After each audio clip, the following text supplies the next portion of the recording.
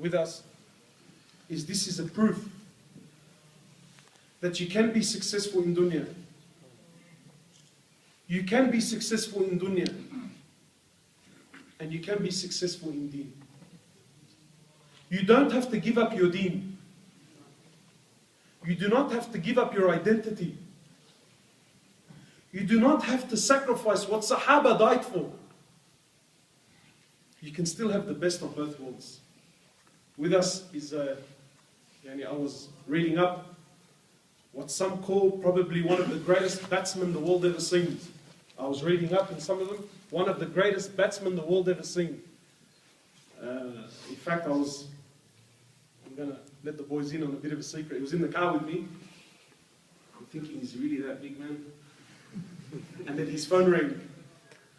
Oh, no, sorry, right. He was calling someone. Thinking, who's he calling, bro? I look at his phone, and there it is, Shane Warne. Allah. So, well, you saw it, bro. I know him. All right, so inshallah ta'ala, Sheikh, I'm sure you can see the smiles on the faces. This is a very warm welcome. Wallahi, it's our pleasure to have you here. May Allah subhanahu wa ta'ala reward you.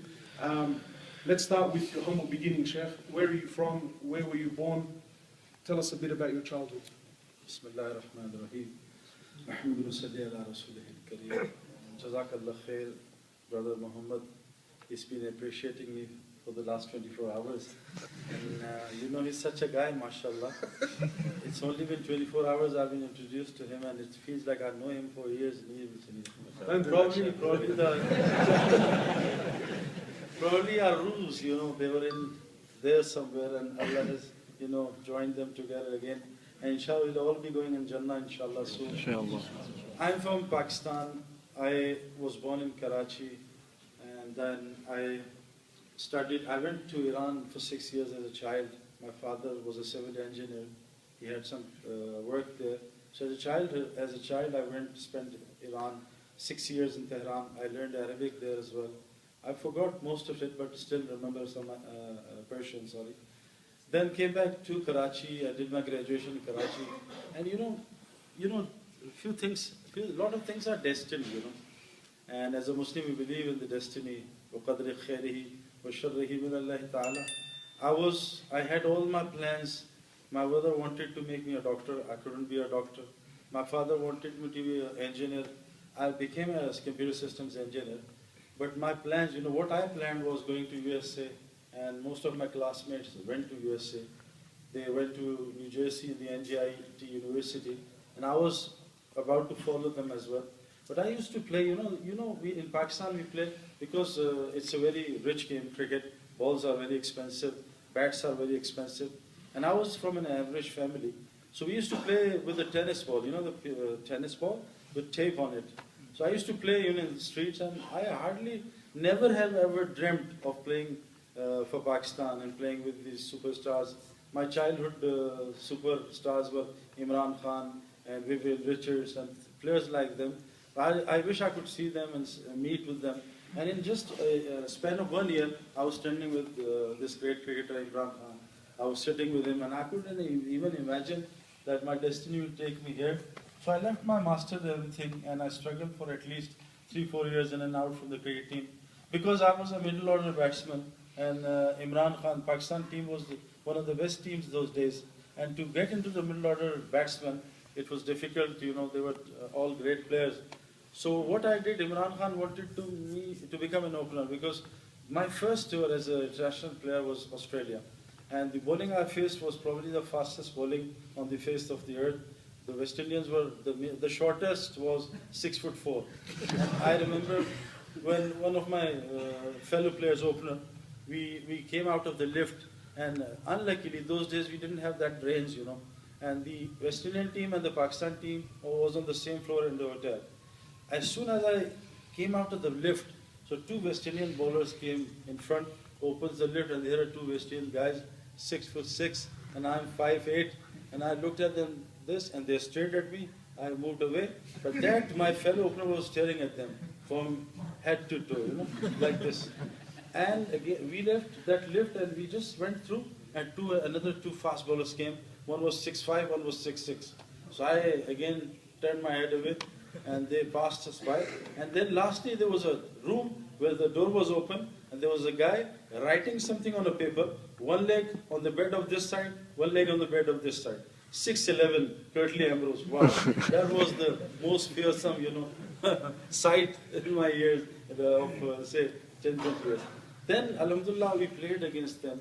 But my first outing was in Australia, and I have always loved to come to Australia.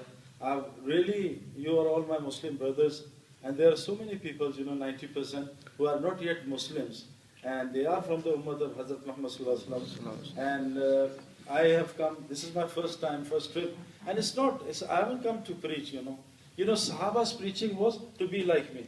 And unluckily, I cannot say this to my wife, she knows me a lot. I cannot say, be like me. She will kick me, And I cannot say, my friends, be like me. Sahaba were so good. Their actions were so good. Their talks matched their deeds. They can say anybody, be like me. And Sahaba's tabligh was simple. Only simple, be like me. We have to, talk and talk and talk, because our actions don't match our words. Anyway, alhamdulillah, then as a cricketer, I started in 1988, and I had 2 and 3 comebacks in my cricket team. Sorry, Sheikh, just before you get into the whole cricket side of things, I just want to ask you, going back to your childhood, did you grow up in a religious environment? Were your friends people who prayed? Was prayer something that was established in your community, or did you grow up? No, not at all. Only 5 times, I've seen my parents praying 5 times a day. That's all. That was our Islam. That's all. We watch movies and, every kind of stuff, which is, the Dawat is so much about this stuff that the whole environment was, there are so many things. I have never thought of them as sins. I never thought that this could be a sin. But the environment was totally, not like this, mashallah. I'm so impressed by seeing all these faces, and this is I told Sheikh Mohammed, this is a bouncy pitch, Australia, When you go out, ice, there's a lot of bounce. And this is a true bouncy pitch. And it's difficult to, save your wicket, Was very difficult. Was you joining cricket, was that something you wanted to do simply because you loved the game? Or was this something you wanted to do as a career, to make money, to become famous?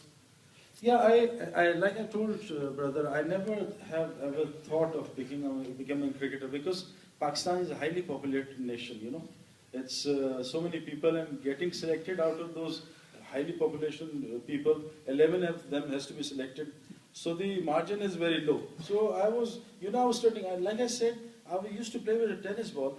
Span of 1 year, my destiny took me, and I was in Australia playing. But then again, I was out of the team, then came back again, then out of the team. Then since 93, around 12 years, I played on a trot for Pakistan. But definitely my environment was not totally Islamic. There was a little Islam, there were mashallah masajids, and there were very low percentage of people used to go to the masjid. But I've seen my father and mother praying 5 times a day. But that was it. That's it. That's the only Islam I knew. When you first started to play, if you don't mind me asking, were you praying yourself? Would you consider yourself a religious person when you started playing cricket, or?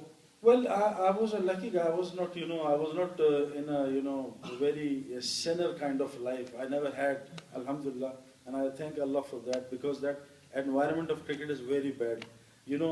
Everything is attracting you, and the da'wat of sin is on the high note there in my field. But I used to pray. I used to pray.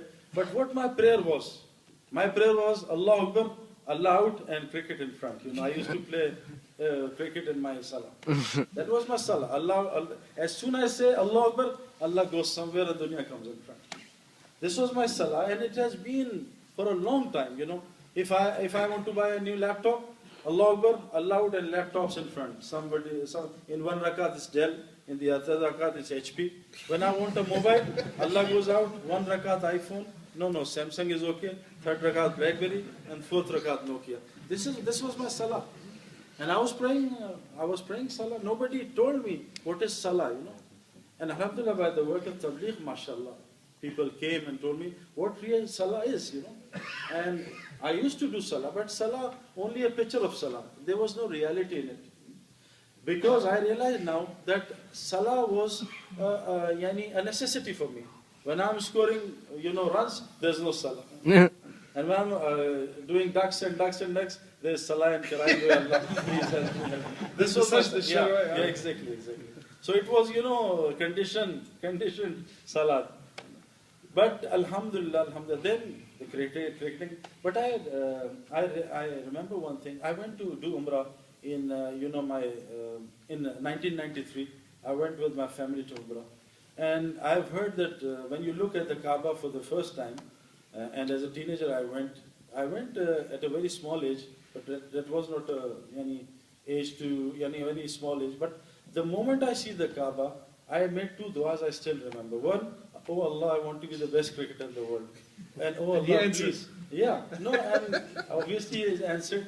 And secondly, oh Allah, I don't want to ever miss my 5 prayers. Alhamdulillah, both du'as were accepted, mashallah. Alhamdulillah. طيب Sheikh, maybe just for the young boys, what is life like, not as a Muslim, but as a superstar cricketer? Walk us through what, give us an idea of the countries you visit, the people that you mix with. I remember when I sat with you this morning, you were telling me some names of some of the big Hollywood actors. Give us a painting, give us a picture of what life is like. Well, when I entered the team, I was an average cricketer. Then slowly and slowly, in '93, my name became, very famous among the world, and I started traveling. And like I told you, Imran Khan was a great cricketer, and he was a great human being, and he was very famous all over the world. I was in America in 1992, and I had an American visa. As a Pakistani, it's not very easy to get a US visa, because Pakistanis usually have problematic passports. Our passports aren't not diplomatic, they're problematic. I had that passport, I had a visa, but I had to go back to USA. We had a charity game for Imran Khan's hospital, very famous cancer hospital he made. And we had couple of games in America and one in Canada, Toronto, the Sky Dome baseball stadium. So we played the game in New York and then went to Toronto. And we had to come back to USA, but I had a single entry visa. So I went to the US consulate and I told the officer, the lady, that I want a visa. She said, no, Monday it will open, we cannot entertain you now. I saw one guy, an American guy, walking by. He looked at me, he said, why have you come here? I said, well, I'm a cricketer. He said, are you in the Khan's team? I said, he said, come slide. So he gave me, grant me 5 years visa. So Imran Khan was so popular. So through him I met the British superstars, like the British singers, British TV and film actors, the footballers, the tennis players. There are a lot of British community, which are very fond of Imran Khan. And through cricket, we went to Canada. We played India 4 years, Sahara Cup in Toronto. And somehow, luckily, I used to watch movies as a teenager, and I was very big fan of, Al Pacino and Robert De Niro and Sylvester Stallone and Brad Pitt and Tom Cruise. And I saw, in front of our hotel, all these Hollywood stars, staying with us. And that was, say something like 96, 97. And the lifestyle of these, Hollywood and the Bollywood and the superstars from every sport, it was very shocking for me because I was, I had a dream to go at the top of my sports. And luckily there was time in the years of 98, 99, when my name as a batsman used to come on the top. And I was, my centuries were at the top, my scores were at the top. I was the highest scorer in the world in 1 year in test matches and one-day matches. My name came in the 5 wisdom cricketers of the year. All these awards, I got it. And there was, I reached at a certain level where I dreamt of when I entered cricket. And I made some money, I made a home, I had 3-4 cars, I had one wife, I had children. Sorry, Sheikh. It's only... Let's just go back a bit. This is the juicy part. Yeah. I've been to Pakistan. Yeah. And most cars was the Suzuki Muriki. Small car. Okay. Only one wife can fit. Okay, that's What sort of cars were you driving, Sheikh? I had, I had a dream car like Mercedes. I bought a Mercedes as well. So but as soon as I got my dream car, what happened? This nufs, this nufs, this nufs. As soon as I bought the car, and I, drove it for 2 weeks. As soon as drove car, now the nafs is showing me that the Mercedes is not a good car. The BMW went passed by. This is the real car. So now the nafs is telling me to buy a BMW. Did you buy a BMW? Yeah, I did, but I bought another car, changing car. I changed homes. I changed mobiles. The only thing I couldn't change was wife, because that is, obligatory. This is a big problem worldwide. This is an international masala. So changing, and I felt that, it's like halqi mazid. It's like fire. Whatever wood you throw in, it will never say stop. It wants more. So my nafs wanted more. So that was the first time I realized. And then I was in America and I saw when Michael Jackson died, and I felt so sorry for him. I remember he used to make $300 million a year. Who? Sorry? Michael Jackson was making $300 million a year. And the time of his death, he has to pay back $700 million. And I realized where the money went. We have hearing of baraka, but where's the baraka? $300 million a year and finished.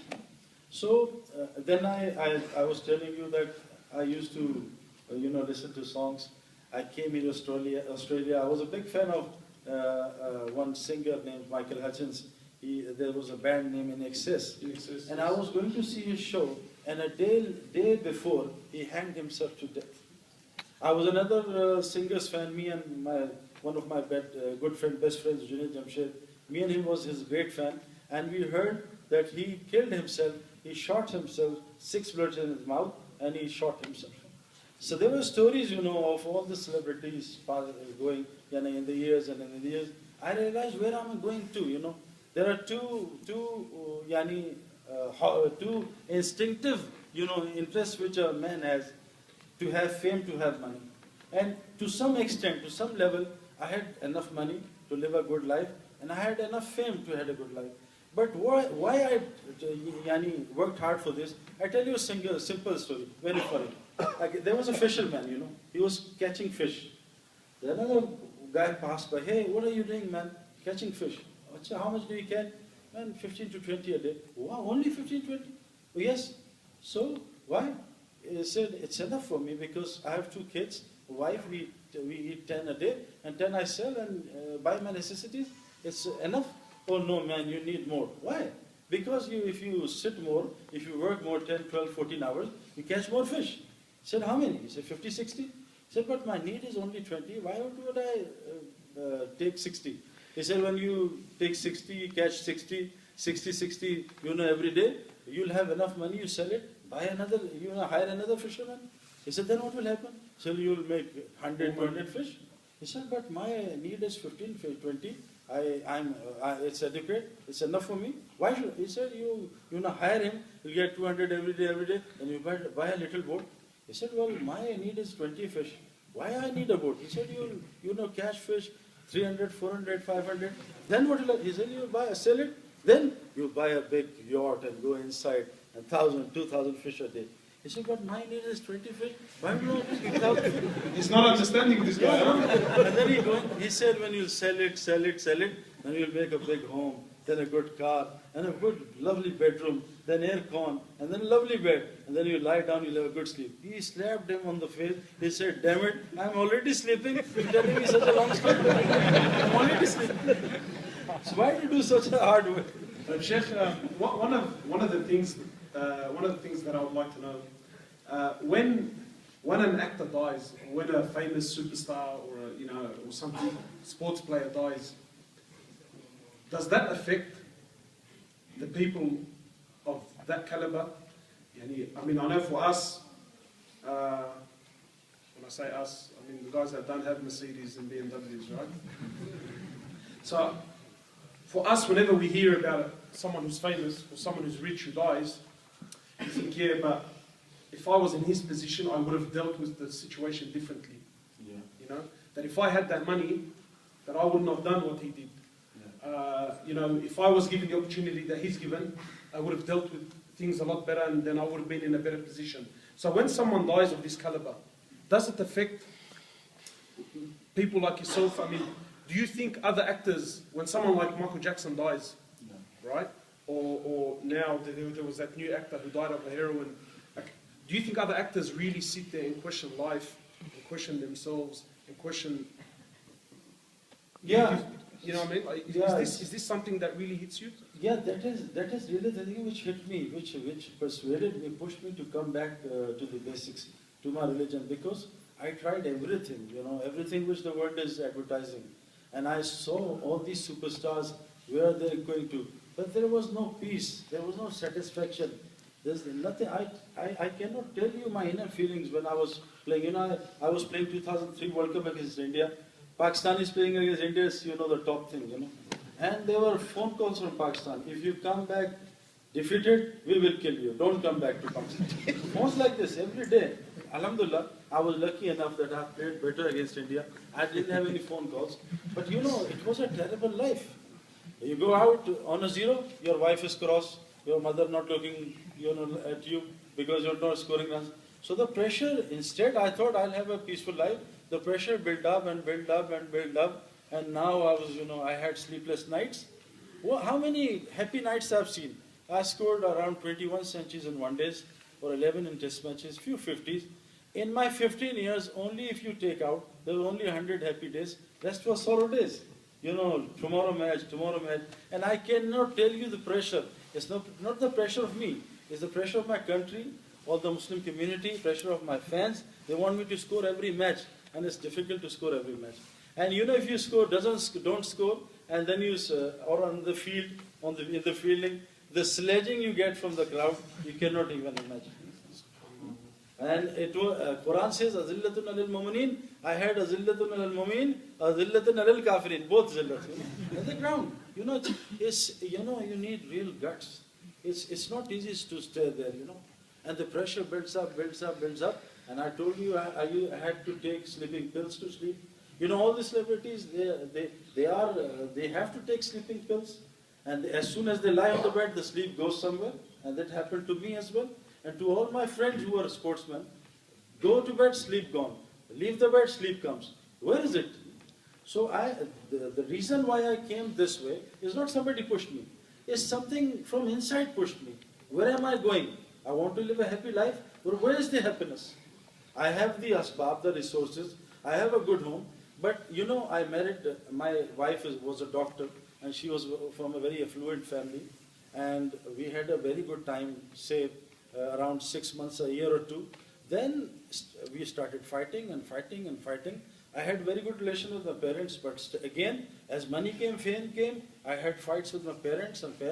I had no religion, how to, you know, interact with my parents or my wife. So, and I had sisters and brothers.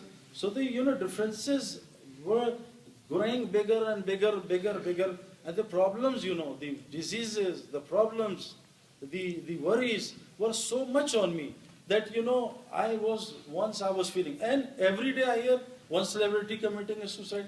I tell you one thing, you know, Norway. I was in Jamaat with 5 Norwegian youngsters.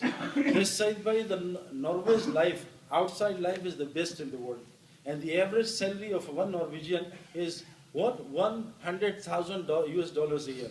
And he said, Brother Saeed, the top suicidal rate is in Norway. Japan, there's no poverty in Japan. You know, we think money will rectify all the things. Japan is rich. There's no money. There's no poverty there. The suicidal rate is number 2. You know, one of the Sri Lankan bowlers, Muralidharan, very famous cricketer. I was in Lahore, I saw him, and he was trying to advise me, you know, few things. He said, Saeed, I've heard you've become a saint or a priest. I said, I'm not. It's just an outfit. From inside, I'm still the same, and trying to, you know, rectify my inner things. He said, I've got few advices. I said, go ahead. He said, brother, I advise you, you know, your literacy rate in Pakistan is very low. So, you know, you increase that literacy rate, so the ahwal will be okay. I said, Brother Murli, what is the literacy rate of Sri Lanka? He said 98%. I said, Ahwal okay? He said, no, brother. So, literacy rate of Kerala, India is 100%. Ahwal not good. Then he said, okay, this I failed in this.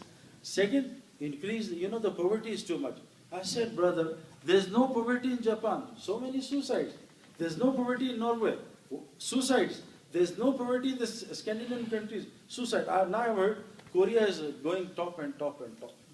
And all the celebrities, if you look at the Google, Mufti Google, Maulvi Google, or whatever you say, you search, all the celebrities and rich people, they end up to being insane or drugs or suicide. That's why what I saw and heard and looked, for that reason I had to come this way, because like Allah says in Quran, Allah bi dhikrillahi tatma'innul qulub. But Sheikh, just because soon I would like to open it up to the crowd. Yeah. At what point exactly was it in your life where you decided that I'm going to choose Deen? What was it? Was it a single event? Was it a chain of events? Yeah, I remember when once we were flying back from India on a 737 airplane, and our flight was stopped because of a storm in India, a very heavy storm, rainstorm, and after 3 hours we were allowed to take off. And unluckily, what happened? That was the worst ever roller coaster I rode. The plane went up and the storm came back, hit the storm, and the flight was only 40 minutes from Delhi to Lahore. And that was the worst flight of my lifetime. I was listening to Walkman, and I threw my Walkman. I said, oh Allah, this is my last music. Please land the plane. I would never ever listen to music. Oh Allah, I will leave the music. Oh Allah, I'll leave this. And I thought that, Tawbah, I thought, there are a lot of things people have to do, a lot of du'as for me. And I have a feeling that really this is because of Allah subhanahu wa ta'ala, that people love me a lot. I have a very good relationship with the Aussie cricketers, with the Indian cricketers. I mean, I'm very friendly to most of the people, and luckily some du'as has been accepted. I don't know any good deed of mine which brought me to this world, but I remember that flight of mine. That was a terrible flight. And I tell you one funny story, that I've done tawbah so much, so many times on the aeroplanes, that Allah, this is the last music. But the plane landed, I started again. Oh Allah, last movie I'm watching, again I won't watch. Please Allah, land. Because at Maut, you tend to, repent. And I've seen a lot of people in the aeroplanes drinking, wine, and as soon, pocket came, they said, oh Allah, this is the last one. Next time, oh please Allah. The plane landed, they started again. So it's a tendency, So I've repented a lot of time, but I think that flight, probably Allah has listened to me. And Alhamdulillah, I swear upon Allah subhanahu wa ta'ala, I have lived 15 years life of that, exuberant and luxurious life. But wallahi, the life of which I'm now living is no match to it. It's no match to it. It's just, it's just like you say no pain, no gain. When you go to gym, you scream, you scream, you scream. Then, years of screaming, and then you build 1 inch muscle. So, otherwise no screaming, no muscle. So people think, in tabligh and deen, there's a lot of hardship. No, because without hardship, you cannot make anything inside. It's the tarteeb from Allah subhanahu wa ta'ala. My sisters are sitting. You see a woman when becomes pregnant, what she becomes? Her face becomes big. Her body becomes big. She's not good looking anymore. She's vomiting all the time. She's, having sleepless night all the time. 9 months altogether, these poor sisters and mothers, they carry the baby, but their outer life is, terrible. They are terrible. Everything has gone bad. Then something inside starts, building up. That's the more the outer life is bad, the healthier the son inside, the healthier child inside. But now today we want to make iman in AC. Please turn on the AC, I want to make iman. Please on the computer, I want to make iman. I swear upon Allah subhanahu wa ta'ala, no pain, no gain. Speaking about pain and gain, as I was with you in the car, you sort of mentioned something that I noticed affected you. And I want to speak about it. You said that when you decided to come on Deen, you said that Allah tested you. Yeah. And this is something that a lot of us, we all face. It's very, very, very easy to start praying. You sit in a nice talk. If the brother gives you a good talk, he'll pump you up. It'll give you enough energy. You walk out of that room thinking, this is it, khalas, I'm going to establish deen in my life. Then you start praying, and I'm sure many of the brothers can relate to this. Ramadan comes, that's it, I'm ready, Ramadan, this is the time I'm going to change. 3 days after Ramadan, I fall back on my feet, I've stopped my salah, I'm barely doing my fasting. Now, you said to me that when you decided to choose this life, you said Allah tested you with things that really shook your foundations. Can you shed some light on this for me? Yeah, in 1999, like I said, till 99 I was living a very good life. But like Allah says, I won't punish anybody until I send some messengers to them, to make them remember the day of judgment and the maut. Anyway, when I started, I did my first 3 days in Jamaat. I did my first, and it was, a lot of Jamaats from America, from Australia, they came, and I was hiding inside like this, you cannot see inside. So the Jamaats couldn't see inside, and I used to say, I'm not home. And the Jamaats used to go and come back again and again and again. So 2 years I couldn't see the Jamaat, telling lies, I'm not inside. Anyway, they kept coming, kept coming, kept coming. One day they caught me, they came inside, they told me a few things. I said, okay, 3 days, to stop you from giving me dawah 3 days. I went 3 days in the masjid. A fish is made for water, and Muslims are made for masjid. As soon as I landed in the masjid, I swear upon Allah subhanahu wa ta'ala, the first night I slept in the masjid, that was the best sleep of my lifetime. Allah. I couldn't imagine, and Amir Sahib is waking up, Amir, please let me sleep. Sleeping in Talim, sleeping in Bayan. I was sleeping everywhere.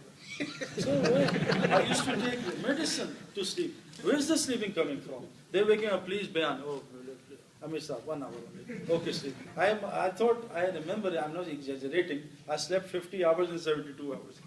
I realized that I'm made for masjid. A bullet this was the place to be, huh? Yeah, a bullet without a gun, what will it do? Can it do anything? A bullet without a gun. A Muslim without a masjid is like a bullet without a gun. A lion is roaring in the jungle, and brother Mohammed is so big, he's frightened, I'm frightened, lion is roaring in the jungle. We are all frightened. A lion can frighten all of us, one lion. But 10 lions in the zoo are roaring and the monkeys are clapping. Oh. So Muslim in the masjid is entirely different than the Muslim outside. I realized because I've lived a life of outside masjid 20 years. But since I'm living a life of masjid, I cannot tell. Anyway, I started 3 days. The first test came. When you go to trials, I was in trials in cricket, and I went first day in front of the Pakistan team. All these Wasim Akram, 96 miles an hour, Waqar Yunus, 98 miles an hour. They were doing bouncers and bouncers to test me. I realized that there will be bouncers from up there as well. Allah will test me, and Allah says in Quran, Shaykh will tell you in Surah Baqarah that I will indeed test you, but I will test you according to to your strength. Allah will capability, ability, strength, whatever. Allah doesn't tell. But the first test came, like I told you, in 99 I was at the top of my game, and the first test came, I had a knee surgery, and my knee broke, and I had an arthroscopy of the knee, and my cricket went down. I was out of the team for 6 months. Then the recuperation started. I started playing game again, and I scored a century in my first outing after my operation. As soon as I finished the century, we won the match in 4 days. I went straight back home. So my wife came out at the door with my daughter, little daughter, 3 years daughter, which was very, I used to love her very much. She was very pretty. She was very special. I have met so many, children, but she was very special. I never knew why she was special. Anyway, my wife came. She said that your daughter is, not well. She is, restless and, sleepless. Please hug her. She hugged me for at least, say, 3 minutes. And that hug was, I could feel hug was something different, Then I realized, then she went to my wife, and my wife said, okay, let's take her outside for a drive. I took my car, and my wife and my daughter were sitting behind of my car. And in only 5 minutes, my wife screamed. She said, oh, my daughter has died. And she had a big scream, she had a big cry, and the daughter died on her lap. And I said, you're wrong, you're a fool. What happened? Why should she die? She's okay. Nothing. And the hospital was right in front, a few yards away, but the traffic was jam-packed. I couldn't open a single door, so I could have some shocks on my daughter. All the doors were closed, and for 20 good minutes I was in the car. and my daughter was dead, and we couldn't believe. The second test came. I rushed to the hospital. Doctor knew me. The doctor knew me very well. He said, "What have you done to her? She was okay." I said, "Doctor, I don't know what happened to her." And my wife was in a shock. I took my body of my daughter at home, and I told my mother, "What, daughter is dead." She said, "Whoa!" And she was in shock, crying. My father was in Jamaat for 4 months. Told him later anyway. My wife went over the top. I had my daughter's body lied. I put her on the sofa, and I went straight to do Isha in the masjid. And I don't know how I went to Isha to do Isha prayers. I cannot imagine what took me. I cannot imagine. And after the Isha prayers, I told my friends, "My daughter has died, please. I don't know how to bury her. I don't know how to do the janazah. Please follow me." And then all the masjid sathis, they came, and at the night time we buried her. That was the second shock. Anyway, when there was one of the mashayikh like this guy, Brother Mohammed, he came to me, was doing condolence. He said, Nabi alayhi salam, son Ibrahim died, and he buried him in the grave with his own hands. He was crying, and he was telling me all the hardships the Nabi alayhi salam went through, and the Sahaba. I told that Masha, "Hey man, you don't know. I am a dead daughter. Your daughter hasn't died. You can only talk." He said, "I have lost 6 daughters of mine. I have buried them with my own hands." So Allah sent me people. One Mashaykh came, 9 young children died. He's 9 young. And he is, mashallah, traveling all the world in Tabligh. So, thirdly, then again, after 1 year, I tend to, because like he said, insan is made of nisyan, tend to forget. The sorrow I had, alan, fallen, right then, if that sorrow would have gone for 10 days, I would have died crying, Slowly, sorrow went. And then again, after I started again, then my hamate bone, wrist bone, fractured, my main bone, from which I used to score runs. That got broken. And this was the third, This all span of, hardships was around 2.5 years. Sorry, Sheikh, if you, Yeah. I just, when these things started happening to you, did you start questioning yourself that, look, Allah, I'm trying to get on deen, why are you doing all this to me? Oh. Did these thoughts come to your mind? Did the thought of stop doing this religious, did this cross your mind? Yeah. Well, no, not till the last World Cup I played in South Africa, 2003. That was the last World Cup, last outing of me. I was going there after my daughter's death. I went there to play. And with my beard, I kept my beard for 2 years when I was playing cricket. My beard was, not suited to these cricket games, I was the only bearded guy in the whole world cricket, But now there are a lot of, mashallah, guys who have got beard. But anyway, the beard was, not very good looking for the cricketing authorities. So they don't wanted me to go play cricket for Pakistan. Anyway, luckily they're trying to find a replacement for me. They couldn't find, until now, they couldn't find an opener in Pakistan. Anyway, I went there. The first moment, mashallah, may Allah bless you, the right question, you spoke at the right time. I went after 6 months of rest, with sorrow and crying and all that. I went to play the World Cup of Pakistan, and I had a lot of pressure, because the whole world was saying, "Saeed is back, he'll do this and he'll do this." And whom I was facing? The deadliest Bradley, who was 100 miles fast, and my age was then 37. So I thought at the age of 37, having picked the bat for 6 months, how would I face 100 miles? Anyway, what happened? I told Shoaib Akhtar, who was faster than Bradley, I said, "Shoaib, please bowl me, and bowl me quick, and bowl me from ahead, It's 22 yards, bowl me from 18 yards. So your pace should be 110 miles. So I can play Bradley." You know what happened? First day in the nets, the third ball which I faced from Shoaib Akhtar, banged here right in my elbow. This is, this part of the body carries a lot of current. The moment ball hit, that was the worst ever hit in my lifetime. I was, on the pitch, I was lying, and screaming. And then they took me to the hospital. And pain was so much for hours. And inside I was saying, not talking, but talking to Allah subhanahu wa ta'ala. وَحُسِّلَ مَا فِي الصُّدُورِ, Allah knows what is going inside. "Oh Allah, you took my daughter. Oh Allah, you broke this. Oh Allah, you broke this. Oh Allah, you did this. My performance came down. My cricket came down. Now, the World Cup, everybody expecting. Now I'm injured. Now they will make me directly to play a game after 6 months. And where I will be humiliated in front of the whole world. Oh Allah, Allah." As soon as I entered the hospital, luckily some angels came and they took me to ICU, intensive care unit. There I went, you know, Angels, as in angels? no, you know, some kind of, who held me so they came and said, ICU please. I said, why ICU? Come here. So I saw ICU patients, you know, somebody on the incubator somewhere. Then I saw a young boy, 10 years old boy. He said, Saeed Anwar. I said, yes. I go shook his hand. He said, brother, say Saeed. I wanted to be Saeed Anwar. See my t-shirt, Anwar written on it. I said, yeah, inshallah, you'll do hard work, you'll become. He said, I won't ever become because I had an accident and my both legs are legs are cut now. I saw his legs and then I went to the bathroom, cried, oh Allah, I'm okay, I have no problem. Alhamdulillah. Oh Allah, please forgive me for all these, all these things. So when I went through ICU, then all the questions were answered, that Allah has, given me so many blessings. Then after the World Cup 2003, last game I played against India, Alhamdulillah, again I scored a century in my last outings.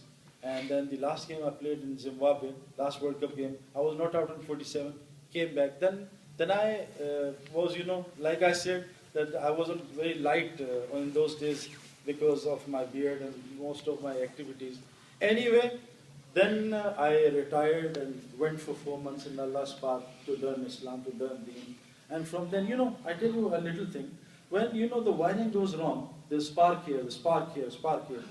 First she will say, turn off the main switch, spark, current, it might burn fire. Main switch is off. I realized that my internal wiring was, what was the internal wirings? That everyone can do everything except Allah. This is my internal wiring was. My money can make me, make my ahwal good. My fame can do good things. Everything can do everything except Allah. This is my internal wiring. In Tabligh I realized, La ilaha illallah, nobody can do anything one except Allah. For the internal wiring to be changed, what Allah did, turned off the main switch from the, from the up there where the, all these benefits and, the things were coming. The main switch was off, the internal wiring was being changed, and as the internal wiring changed, new wiring came, I swear upon Allah subhanahu wa ta'ala, the life I'm now living, I cannot even tell. And my friends, Waqar, one of my famous friends in cricket, he came, he says, Saeed bhai, what a life you have, man. I'm traveling and traveling and traveling. Look, what a life. And Wasim Akram, my very fast friend, he married an Australian girl, and mashallah, he called me up saying, my wife, she's from Melbourne, she wants to embrace Islam, study Islam, she has a few questions. I was traveling in Jamaat, but I had one good friend of mine who was a Jew before. In 1979, he embraced Islam. Very pious guy, he's a very good friend of mine. He's a alim, mashallah. I called him, hey, I said, man. Did you say he was a Jew? He was a Jew before, now he's a Muslim. He studied Islam, he became alim in Makkah. He was a Jew in 1979. Billionaire guy, billionaire. He was a guitarist and a singer, but he accepted Islam and left everything. He left everything, And for 7 good years, what he used to do? Sell incense, miswaks, and lived his life, simple life, and saved money, went to Saudi, the whole family, and became an alim, a mashayikh there, came to Pakistan. Now he's a teacher in Pakistan, he teaches in a madrasa. So I sent him to Wasim Akram, and he had a long chat with Wasim's wife, and mashallah, she embraced Islam. So Wasim, mashallah, is also, jolted, and he's so shocked seeing my life. So all my friends who know me from before, they've seen the change in my life. And I swear I have never left anything. I'm enjoying the life as better as ever. And the enjoyment is inside, man. That enjoyment was from outside. It was like Microsoft Windows. When you don't touch the computer, a lovely screensaver comes over. When you touch the mouse, Windows again crashes. So it was like a screensaver, my life. You come up with some beautiful examples. Sheikh, inshallah, just before I do open it up to the brothers there, so that inshallah that they can ask you, Wallahi, if you don't mind, I just want to share a hadith with you. Yeah, sure. Only because your story has really, really affected me. This hadith is authentic. And Allah subhanahu wa ta'ala, He speaks to the angels. And Allah says to the angels, He says, go to my servant and take the life of his child. So the angels, they do what Allah orders them. They go and they take the life of the child. Then Allah questions the angels. And he says, did you take the life of this child, of my slave? And the angels say, yes, Ya Allah, we took his life. Then Allah asks, almost as if it's so unique, you know. Allah says, did you take the apple of his eye? Allah says, did you take the apple of his eye? The angels say, yes, Ya Allah, we took the apple of his eye. Then Allah asks, when you took the life of his child, when you took the apple of his eye, how did my slave react? The angels say, oh Allah, your slave was patient, and he said, Inna lillah wa inna ilayhi raji'un. Then Allah says to those angels, He says, go build for my slave a palace in paradise, and call that palace the house of praise. So we ask Allah to grant you that house of praise. Ameen. Allah reunite you with your daughter, inshallah. Inshallah ta'ala, I'm just going to pass it over now. Inshallah, let's try to do it in an orderly manner. Alright, inshallah. So I'll get the brothers. They're going to just put your hand up, inshallah. Then we'll hand it over to you. But then I will repeat your question so that maybe, you know, because there are girls upstairs, some sisters upstairs, just so that then they can hear what the question was. Who's ready, inshallah? Who's ready to ask the questions? I'll ask the brother in the black shirt.